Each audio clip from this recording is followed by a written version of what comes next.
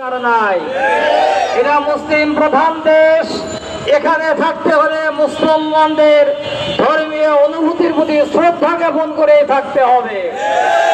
অপূর্বপালকে শুধু গ্রেফতার করলে হবে না, এর পূর্বে অনেক এ ধরনের ব্যক্তিদের গ্রেফতার করা হয়েছে, কিন্তু পরবর্তীতে কি হয়েছে তা আমরা জানি না, তা আমরা জানতে পারি নাই। অপূর্বপালের কি বিচার হচ্ছে সেটা জাতীয় মিডিয়ায় প্রকাশ করতে হবে এবং তাকে দৃষ্টান্তমূলক শাস্তি দিতে হবে এবং প্রেসফ্রিডি আইন পাশের মাধ্যমে স্থায়ীভাবে বন্ধ করতে হবে, যাতে কোনো সময় মুসলমানদের ধর্মীয় অনুভূতির উপরে কেউ আঘাত আনতে না পারে।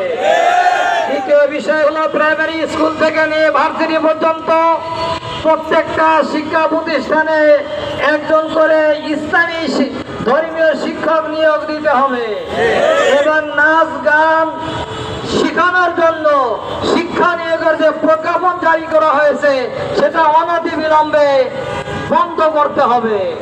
আপনারা অনেক কষ্ট করে এখানে ধরুন এই বর্ষার মধ্যে এসেছেন, এই জন্য আপনাদের সবাইকে ধন্যবাদ জানিয়ে আমার সংক্ষিপ্ত বক্তব্য এখানে শেষ করছি। ওয়া মা আলাইনা ইল্লাল বালাগ।